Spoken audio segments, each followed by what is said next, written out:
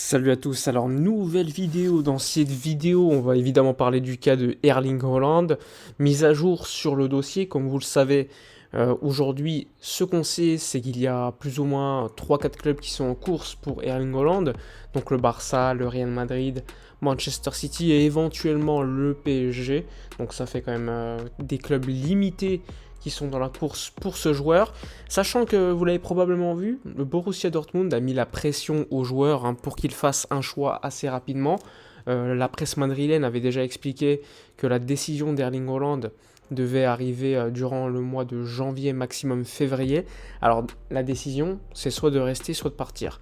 C'est pas encore la décision du club choisi par Erling Haaland. On sait que les journalistes proches du joueur expliquent que pour l'instant, il a tout simplement pas pris de décision. Le joueur lui-même expliquait que la décision n'avait pas été prise aussi, et expliquait que Dortmund lui mettait la pression pour choisir tout simplement son choix, donc rester ou partir.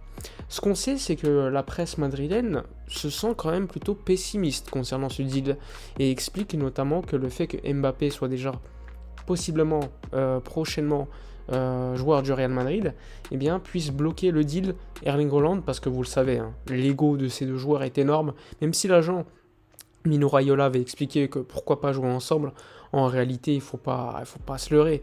Ça reste deux joueurs qui visent des ballons d'or, et etc. Et ils le savent, pour en gagner, il faut pas être dans la même équipe. Tu en auras toujours un qui sera supérieur à l'autre, et ça sera beaucoup plus compliqué d'en gagner un si tu es en dessous de l'autre au niveau des stats.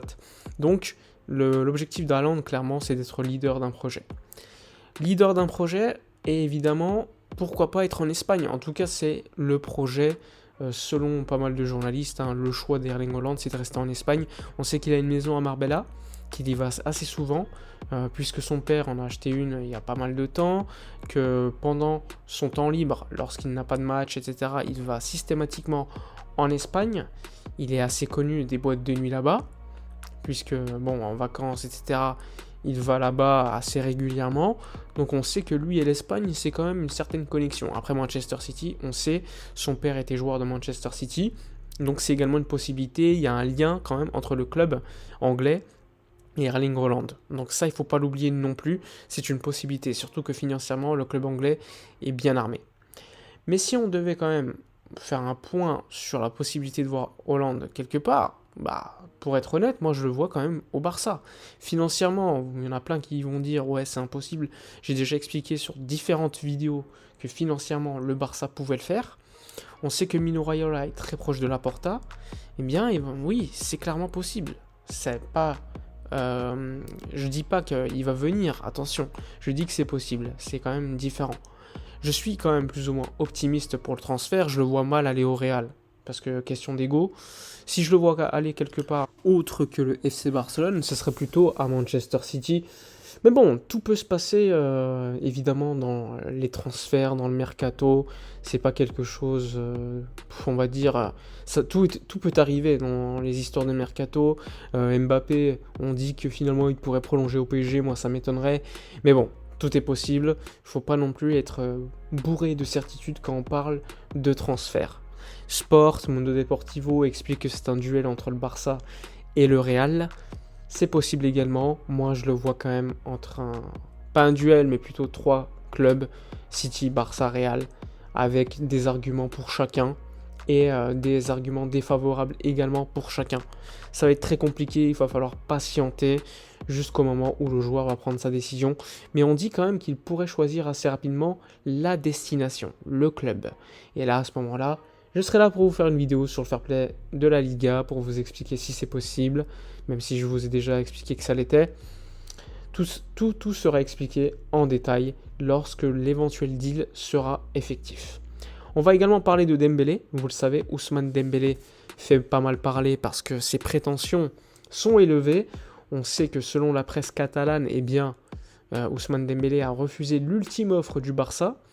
On sait que lui demandait 40 millions d'euros bruts annuels, 40 millions d'euros en prime pour signer ce contrat. Donc énormément d'argent pour rester au Barça. Le Barça, ce qu'il faut savoir, c'est qu'ils se sont dit, si Dembélé ne prolonge pas, pourquoi il refuse? Alors ils sont allés voir d'autres clubs et demander littéralement si bah, ils allaient offrir autant d'argent à Dembélé. Ils ont demandé ça à Manchester City, à Manchester United notamment. Et ces clubs ont refusé et ont expliqué que c'était impossible qu'ils proposent autant d'argent à Ousmane Dembélé. Donc soit c'est une technique de l'agent pour demander le maximum possible au Barça et tout simplement ne pas vouloir signer parce que ils veulent pas rester au Barça tout simplement. Soit c'est juste une technique pour que le Barça augmente son offre et finalement rester. Et ainsi le Barça va réagir. Le Barça va retirer son offre de prolongation de contrat. En plus de cela, le Barça va le mettre en tribune.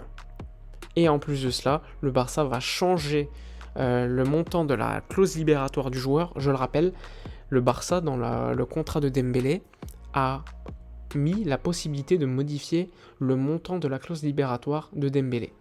Et donc, cette clause qui, il me semble, de 500 millions d'euros, eh bien, pour la fin du mois de janvier, elle pourrait descendre de manière considérable et atteindre, on va dire, un chiffre entre 25 et 40 millions d'euros. Et ainsi, soit Dembélé trouve un club d'ici 15 jours pour partir dès le mois de janvier, qui pourrait donc payer la clause libératoire, soit tout simplement Dembélé va rester 6 mois en tribune, sachant qu'il y a la Coupe du Monde qui va approcher. Donc là, une décision sera prise. Moi, ça m'étonnerait quand même que Dembélé trouve un club en 15 jours qui paye autant d'argent, et ça serait également cracher sur une éventuelle prime à la signature proposée par le nouveau club au mois de janvier.